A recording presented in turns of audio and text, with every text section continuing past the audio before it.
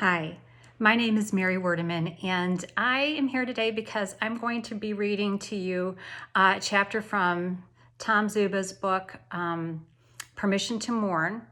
I accepted Tom's invitation to read my favorite chapter and then share a few of my reflections about the chapter.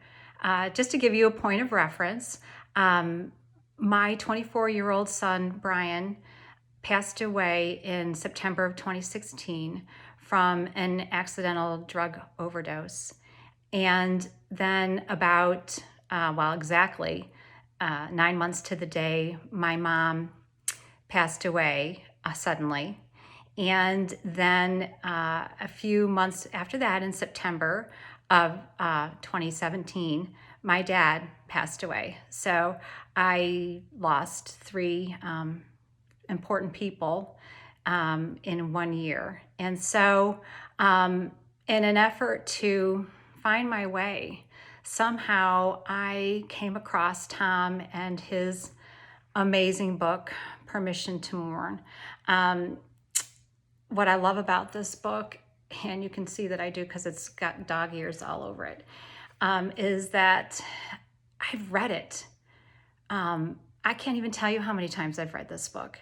I've had it for at least 2 years now, and it's been just an incredible, incredible book for me. And the thing that's incredible about it really is that every time I read it, I find something different. Something else resonates for me. And I know that there have just been times during this journey that I haven't been ready to hear some of the things that are written within these pages. And other times they just simply resonate more deeply. So I want to share that with you, and I want to also extend my heartfelt gratitude to Tom and for this book, and also Becoming Radiant. They've helped me immensely on my journey, and I know that they will continue to for many, many years to come. So I'm going to be reading today my favorite chapter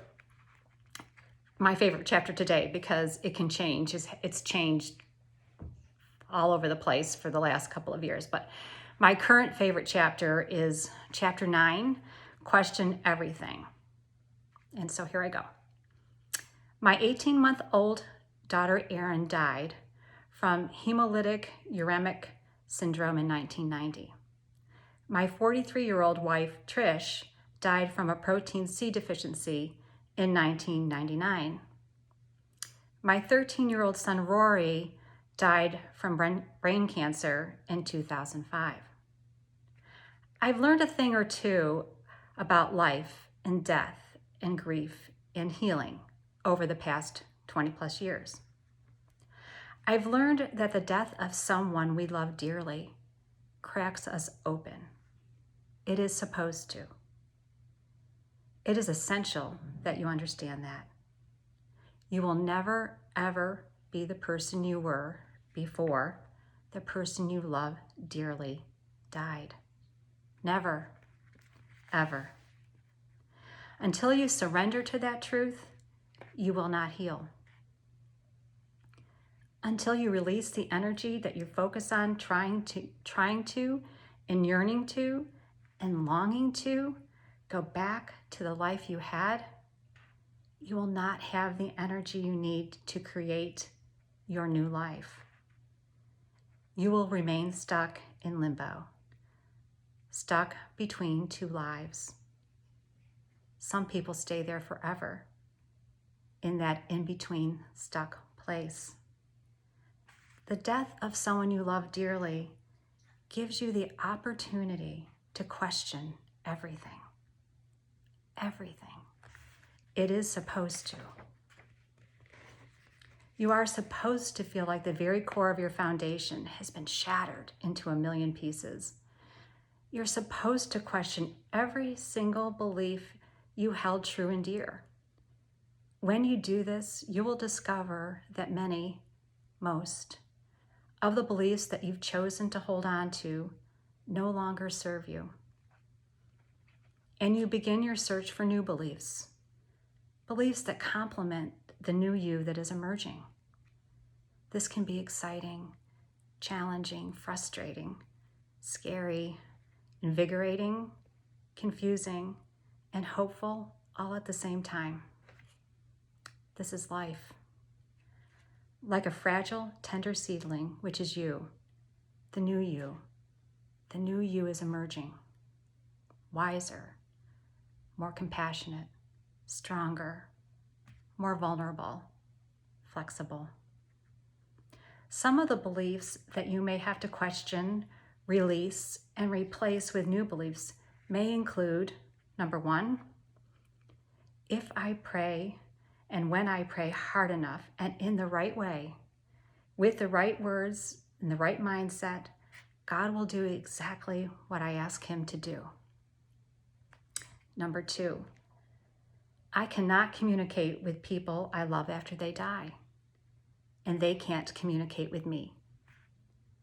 Number three, the death of a person I love ends that relationship. Number four, feeling my feelings and emotions prevents me from healing. Number five, I need to buck up and stay strong and keep busy. You must question everything. Each question asked and each answer that arises allows you to step into the new you that is emerging. The you that you were born to be. Question everything, always. Wow, that is so powerful. And so I guess one of the first things that comes up for me when I read that is the part where it says, you will never ever be the person you were before the person you loved dearly died. Never ever.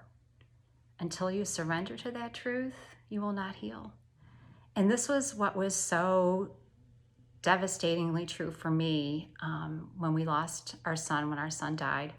I kept saying, I don't know how to do this.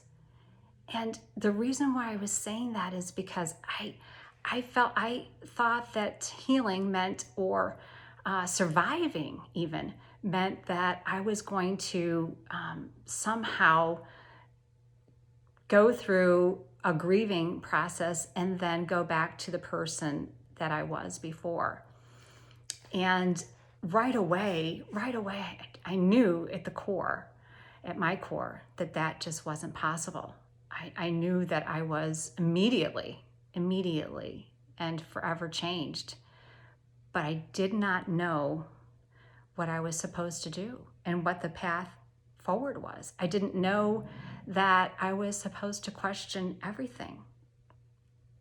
And I will also say that I knew immediately as well that I had been broken wide open.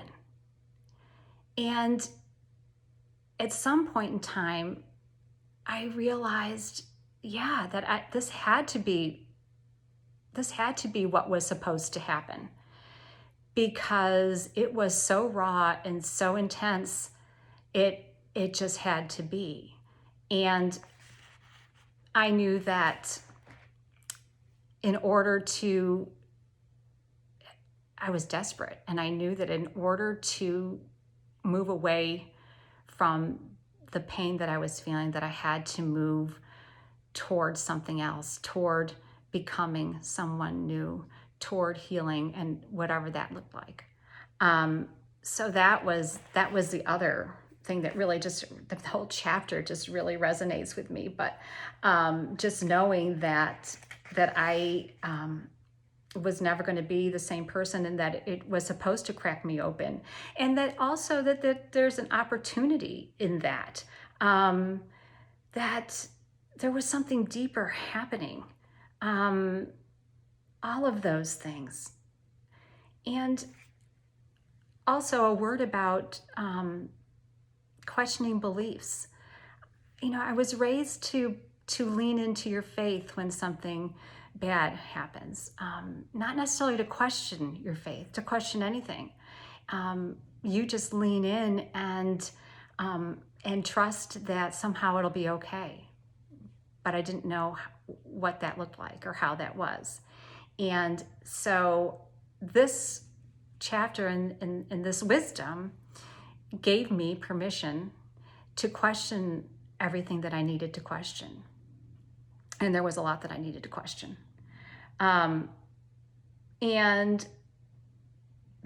the next point that really resonated with me was about prayer. I prayed so hard. I prayed every prayer I could pray. I prayed the rosary. I prayed all kinds of novenas. I prayed every prayer I could to Mary. I was a Eucharistic minister.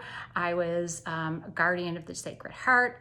I prayed and I searched and floundered for just the right words, right? The right words that would somehow convince God to save my son.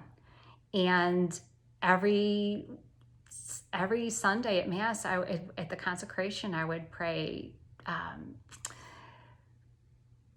save Brian from his illness and heal his spirit. And then we lost him. And my first thought was that my prayers had been unanswered. And then with time and a shift, I came to realize, or I began to wonder, where was my prayer unanswered? Or had it been answered in a way that I hadn't expected? Had Brian been released from his illness? Yes, he had been. Was his spirit healed? Yes, I believe his spirit is healed. I believe he's happy and he's whole again.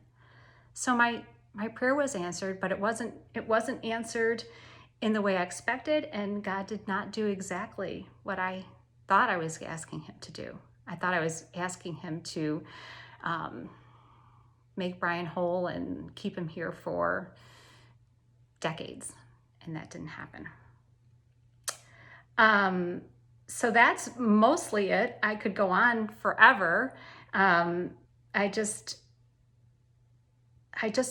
love that we're meant to question everything, and that questioning, asking these questions gives us answers that opens us up to somebody who we were supposed to be. And I think I am becoming who I was always supposed to be. So those are my reflections on the chapter, and I love the book. I love Tom's wisdom. He's an amazing teacher, and I'm grateful to him for giving this wisdom to us. So thank you for listening, and take good care. Thanks so much.